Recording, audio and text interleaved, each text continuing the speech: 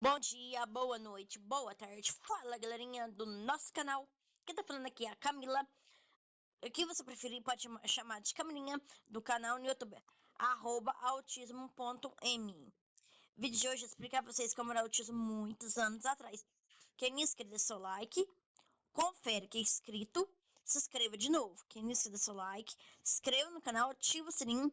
Toda vez que eu postar conteúdo, você vai ser o primeiro a receber.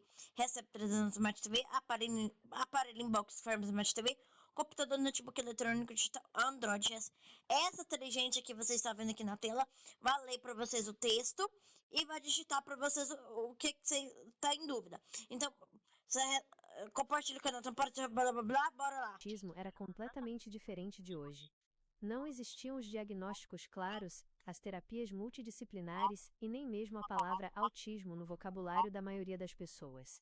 Para entender como eram esses dias no passado, precisamos olhar para uma época em que o comportamento de uma pessoa autista era envolto em mistério, silêncio e, infelizmente, muita incompreensão.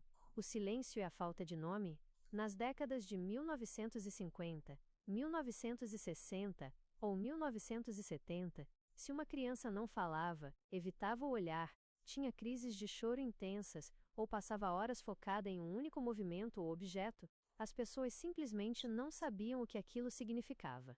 O rótulo do isolamento. Muitas vezes, essas pessoas eram vistas apenas como muito tímidas, difíceis, reclusas ou vividas no próprio mundo.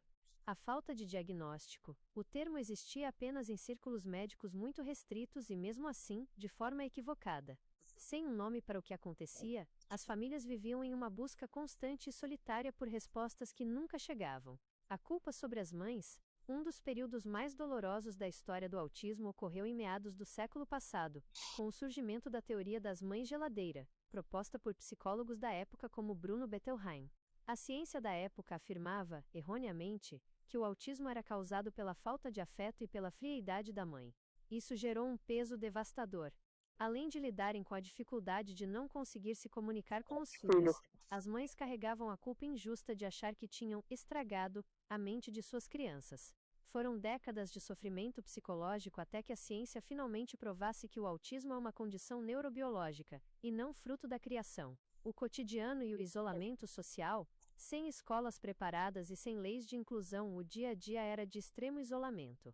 Fora da escola, a maioria das crianças autistas não frequentava a escola regular.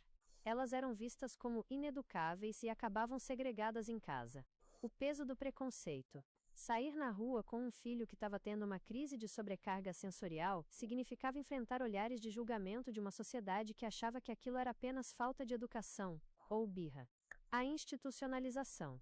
Nos casos em que o suporte necessário era muito alto, era muito comum que as famílias sem nenhuma rede de apoio ou orientação fossem aconselhadas a internar seus filhos em asilos ou hospitais psiquiátricos, onde passavam a vida inteira escondidos do mundo.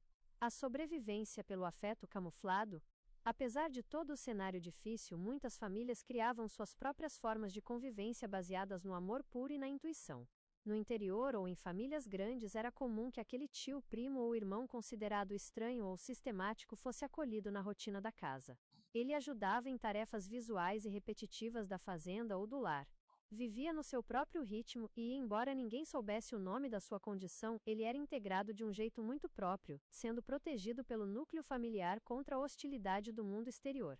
O caminho para a luz. Os dias mudaram graças à luta incansável das próprias famílias, principalmente dos pais e mães que se recusaram a esconder seus filhos, e, mais tarde, dos próprios autistas adultos que começaram a ter voz. Olhar para trás nos mostra o quanto a sociedade avançou em termos de respeito e diagnóstico, e reforça a importância de continuarmos caminhando para que o isolamento do passado nunca mais se repita. Bom, se vocês gostam desse conteúdo, quem não inscreve, dê seu like, se inscreva no canal, ativa o sininho primeiro, sininho, quem não é inscrito, quem já é inscrito, se inscreva, ativa o sininho, se inscreva no canal, ativa o sininho, toda vez que eu postar conteúdo, você vai ser o primeiro a saber. Recebe 300 Smart TV, aparelho inbox Farm Smart TV, computador, notebook eletrônico, digital, Android, iOS, compartilha o canal, Tchau, tchau, até os próximos conteúdos. Deixa suas perguntas aqui nos comentários, que a inteligente vai ler e digitar pra vocês. Tchau, tchau, até os próximos conteúdos.